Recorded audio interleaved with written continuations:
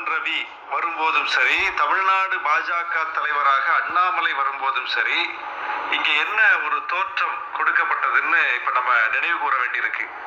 2 IPSல் வருகிறார்கள். ஒருவர் கட்சிக்கு வருகிறார், ஒருவர் ஆட்சிக்கு வருகிறார்.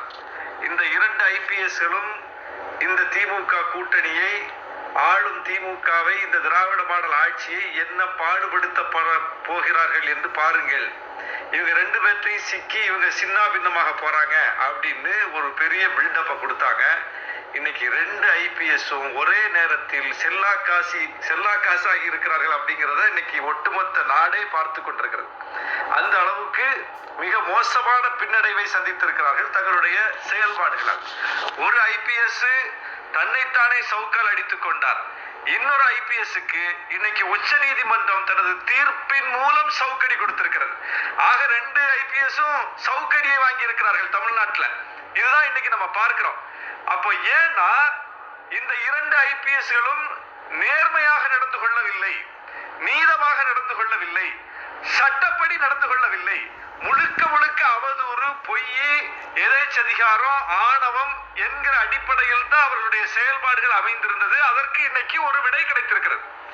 குறிப்பாக ஆளுநர் அவர் தமிழ்நாடு அரசின் மீது, தமிழ்நாடு சட்டமன்றத்தின் மீது மோதல் போக்கை கையாண்டார் என்று சொல்லப்பட்டது. அது மோதல் போக்கு கிடையாது, அது தாக்குதல். மோதல் போக்குன்னா 2 பேரும் மோதினால்தான் மோதல். தமிழ்நாடு அரசு எங்க மோதிச்சு?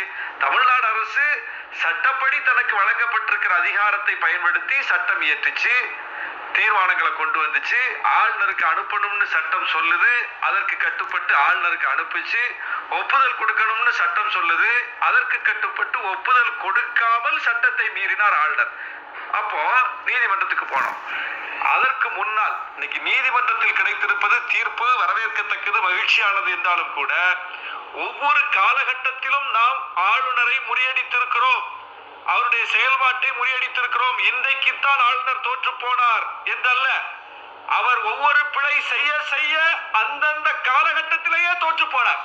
அந்தந்த காலகட்டத்திலேயே தமிழ்நாடு அரசு தன்னுடைய வெற்றியை உறுதி செய்திருக்கிறது. குறிப்பா இப்ப நீங்க பேசின விஷயம் செந்தில் பாலாஜி வழக்கு. செந்தில் பாலாஜி அவர்கள் சட்டமன்ற உறுப்பினராக இருக்கக்கூடியவர்.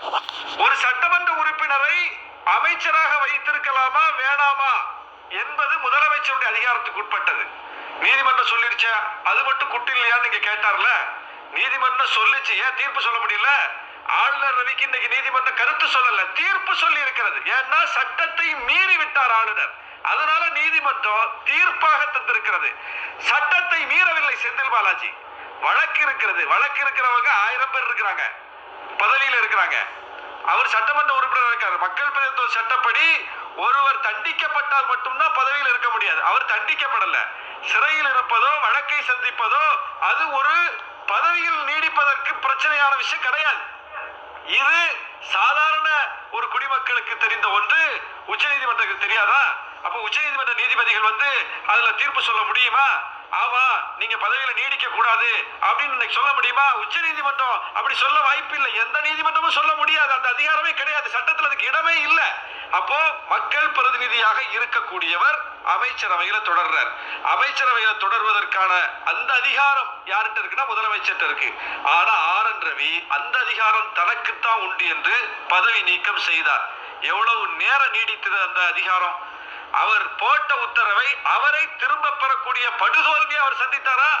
அதுபோல அமைச்சர் பொன்முடி அவருக்கு பதவி பிரமாணம் செய்து வைப்பதற்கு இழுத்தடித்தார். எவ்வளவு நாள் இழுத்தடிச்சாரு? பதவி பிரமாணம் செய்து வைப்பதற்கு மறுத்தார். எவ்வளவு நாள் மறுக்க முடிஞ்சது? அவரே திரும்ப அதே பொன்முடி அவர்களுக்கு பதவி பிரமாணம் செஞ்சு வச்சார். பார்த்தோம் தமிழ்நாட்டுல ஒவ்வொன்றிலையும் ஆளுநர் உரை என்ற பெயர்ல அவரே வாசிச்சாரு. அவரே அதுல பல விஷயங்களை அவர் விருப்பப்படி சேர்த்தாரு. அந்த மன்றத்திலேயே அடுத்த நொடியே அது முறியடிக்கப்பட்டது. அவர் பேசுறது ஏதோ அவை குறிப்பில் ஏறாது என்று சட்டமன்றம் நிரூபித்தது. சட்டமன்றத்தினுடைய அதிகாரம் முதலமைச்சருடைய அதிகாரம் தான் நிலைநாட்டப்பட்டதை தவிர விஷயங்கள்ல ஆன்லைன் ரம்மி தடை சட்டத்துக்கு சட்டம் இயற்றி அனுப்பணும், அதெல்லாம் ஒன்றிய அரசுக்கு அதிகாரத்துக்கு உட்பட்டது, அதெல்லாம் நான் ஒப்புதல் கொடுக்க முடியாதுன்னாரு. எவ்வளவு நாள் வச்சுட்டு இருக்க முடிஞ்சது? அவர் தான் கடைசியில் ஒப்புதல் கொடுத்தாரு. எத்தனை விஷயங்கள் பட்டியல் போட்டுக்கிட்டே போலாம். ஒவ்வொன்றிலும் அவர் தோற்றுத்தான் போயிருக்கிறார். ஒன்றில் கூட தமிழ்நாடு அரசு பின்னடைவை சந்திக்கல. தொடக்க முதல்ல பாருங்க, செந்தில் பாலாஜி பிரச்சனை, பொன்முடி பிரச்சனை, ஆன்லைன் ரம்மி பிரச்சனை, எத்தனை சட்டமன்றத்தில் ஆளுநர் உரையில உள்ள பிரச்சனை எதுலையுமே தமிழ்நாடு அரசு சட்டத்தை மீறல, வரம்ப மீறல, மரபை மீறல. எல்லாத்துலயும் சட்டத்தை பின்பற்றி, மரபை பின்பற்றி, நெறிமுறைகளை பின்பற்றி அந்த வரம்புக்குள்ள நின்று அதே நேரத்தில் ஆளுநருக்கு கொடுக்க வேண்டிய கண்ணியத்தையும் கொடுத்து, அவருக்கு முறையா தகவல் அனுப்பி, அவருக்கு உரையை எழுதி முறையா அனுப்பி, அவற்றை கையெழுத்து வாங்கி அதையே அவருக்கு படிக்க கொடுத்து, அவருக்கு சட்டமன்றத்தில் சிவப்பு கம்பள வரவேற்பு கொடுத்து, சபாநகர் இருக்கையில கொண்டு அவர் அமர வச்சு எல்லா மரியாதையும் அவருக்கு கொடுக்கப்பட்டிருக்கிறது. எந்த விதத்திலும் அவர் கண்ணிய குறைவாக நடத்தப்படவில்லை. இந்த அரசு தெளிவா இருந்தது. ஆளுநருக்கு கொடுக்கக்கூடிய கண்ணியத்துல குறைவு இருக்கக்கூடாது. ஏன்னா சட்டம் அந்த கண்ணியத்தை கொடுக்க சொல்லுது. சட்டப்படி நடப்போம். இன்னொரு பக்கம் சட்டமீறலை அவர் செய்யும் போது அதையும் வேடிக்கை பார்த்துட்டு இருக்க முடியாது. சட்டப்படியும் போராடுவோம், அந்தந்த நேரத்திலேயே அதை முறியடிப்போம் சொல்லி இரண்டிலும் தமிழ்நாடு அரசு தீர்க்கமாக வெளிப்பட்டதனுடைய ஒரு தொடர்ச்சி தான் இன்னைக்கு இந்த தீர்ப்பு. இது வரலாற்று சிறப்புமிக்க தீர்ப்பு. இது என்னன்னா, இது தமிழ்நாடு அடைந்திருக்கிற வெற்றி என்றாலும் கூட பாஜக ஆளாத மாநிலங்களில், பாஜகவினுடைய எதிர்க்கட்சிகள் ஆளும் மாநிலங்களில் உள்ள அத்தனை பேருக்கு கிடைத்த தீர்ப்பு. நாளைக்கு பாஜக ஆட்சி டெல்லியில போய் ஒரு பாஜக எதிர்க்கட்சி வந்து உட்கார்ந்துட்டு இதே போல பாஜக ஆளும் மாநிலங்கள்ல ஆளுநர்களை வைத்து அடாவடி செய்யணும்னு நினைச்சா கூட அதற்கும் சேர்த்து இந்த தீர்ப்பு இன்னைக்கு ஆப்பு வைத்திருக்கிறது. அப்போ இது பாஜகவுக்கும் சேர்த்த உரிமைதான். இன்னைக்கு இந்த தீர்ப்பை வரவேற்று பேசாமல் பாஜகவோடு சேர்ந்து சட்டமன்றத்தில் கள்ளமௌனியாக இருந்த அதிமுகவுக்கும் சேர்த்த தீர்ப்பு இது. அவங்க நாளைக்கு ஆட்சியில் வந்து உட்கார்ந்தா கூட ஆளுநரை வைத்துக் கொண்டு அவங்களுக்கு எதிர்நிலையில் இருக்கக்கூடிய ஒரு ஒன்றிய அரசு அவங்களை டிஸ்டர்ப் பண்ண முடியாது. அப்ப அதிமுகவுக்கும் சேர்த்து உரிமை வாங்கி கொடுத்திருக்கிறார் நம்முடைய முதலமைச்சர். பாஜகவுக்கும் சேர்த்து உரிமை வாங்கி கொடுத்திருக்கிறார் நம்முடைய முதலமைச்சர். ஒட்டுமொத்த இந்தியாவுக்கும் இன்றைக்கு உரிமை வாங்கி கொடுத்திருக்கிறார் நம்முடைய முதலமைச்சர். நம்முடைய முதலமைச்சருடைய உயரம் இன்னைக்கு வந்து அளவிட முடியாத அளவுக்கு போயிருக்குது. அவர் ஒரு மாபெரும் தலைவராக, ஒரு மாபெரும் முதலமைச்சராக இன்னைக்கு உயர்ந்து நிற்கிறார். ஏன்னா அவர் தொடர்ந்து எடுக்கக்கூடிய நிலைப்பாடுகள், அவருடைய செயல்பாடுகள் இன்னைக்கு அந்த வெற்றியை பெற்றுத்தருது. டீலிமிட்டேஷன்லாம் எந்த மாநிலத்தில் விவாதமாச்சு? எல்லா மாநிலத்தை சார்ந்தவர்களையும் இன்னைக்கு சென்னைக்கு அழைச்சிட்டு வந்து அந்த விஷயத்தை பற்றி பரவ வச்சாரா இல்லையா? இன்னைக்கு அதை பின்பற்றி ஒவ்வொரு மாநிலமா இன்னைக்கு பேசுறாங்களா இல்லையா?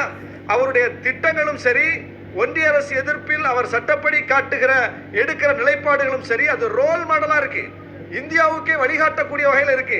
இன்னைக்கு அது மிகப்பெரிய ஒரு அங்கீகாரமாக கிடைத்திருக்கிறது. நான் இன்னைக்கு சட்டமன்றத்தில் பேசும்போது ஏதாவது சொன்னேன். இதை வரவேற்று இன்னைக்கு சட்டமன்றத்தில் மகிழ்ச்சியை தெரிவிக்கிறோம். சட்டமன்றத்தில் மகிழ்ச்சியை வெளிப்படுத்துவதோடு நின்றுவிடக் கூடாது. இது கொண்டாடப்பட வேண்டிய ஒன்று. தமிழ்நாடு தழுவிய அளவில் வீதிகள் தோறும் கொண்டாடப்பட வேண்டிய ஒன்று. இது ஒரு மிகப்பெரிய ஒரு அரசியல் வெற்றி. வரலாற்றில் வந்து காலம் கடந்து பல காலத்திற்கும் பொன்னெழுத்துக்களால் பொறிக்க வேண்டிய வெற்றி. நீங்க இந்த கால வரையறை பத்தி பேசினாங்க. இனிமேல் வந்து 1 மாசத்துக்குள்ள 3 மாசத்துக்குள்ள கால வரையறை பண்ணிட்டாங்கன்னு. அதாவது ஒன்றிய அரசு இயற்றி அனுப்புகிற சட்டங்களுக்கு குடியரசுத் தலைவர் உடனே ஒப்புதல் கொடுக்கிறார். வக்ஃபு சட்டம் எப்ப அனுப்புனாங்க, எப்ப ஒப்புதல் கொடுத்தாங்க? வாமா மின்னல் அப்படிங்கிற மாதிரி அந்த சினிமா டயலாக் மாதிரி எப்ப சட்டம் போச்சுன்னு தெரியல, எப்ப சட்டம் கையெழுத்து போட்டு வந்துச்சுன்னு தெரியல. அந்த மாதிரி துரிதமா நடவடிக்கை எடுக்கிறாங்க. அவருக்கு என்ன கால வரையறை இருக்கா? ஏன் அவர் கிடப்பில போடல? அப்போ எவ்வளவு துரிதமா செயல்படுறாங்க. அப்ப அப்படி செயல்படக்கூடியவர்கள் இங்க அதான் வரையறை இல்லையா, எவ்வளவு நாளும் வச்சுப்போம் அப்படின்னு சொல்லிட்டு வச்சுக்கிட்டு இருந்து மக்களை தண்டித்தார்கள். அதாவது குடியரசுத் தலைவர் ஒப்புதல் அளிக்கிற சட்டத்துக்கெல்லாம் இன்னைக்கு நாடு தழுவிய அளவில் கடுமையான எதிர்ப்பு இருக்கிறது. ஆனா தமிழ்நாடு அரசு நிறைவேற்றி இருக்கிற சட்டத்துக்கு பாஜகவின் 4 உறுப்பினரை தவிர ஒட்டுமொத்த தமிழ்நாடு சட்டமன்றமும் ஆதரிக்கிறது. தமிழ்நாடு அரசு கொண்டு வர எந்த சட்டத்தை எதிர்த்து தமிழ்நாட்டில் எந்த போராட்டமும் கிடையாது. ஒட்டுமொத்த தமிழ்நாடும் ஆதரிக்கிற, வரவேற்கிற சட்டங்களை, சட்ட திருத்தங்களை, தீர்மானங்களை அனுப்புனா அதை காலம் தாழ்த்துவது எப்படி? இது எவ்வளவு பெரிய அராஜகமான நடவடிக்கை. அதுக்கு முற்றுப்புள்ளி. இனிமே எந்த மாநிலத்திலும் எந்த ஆளுநர்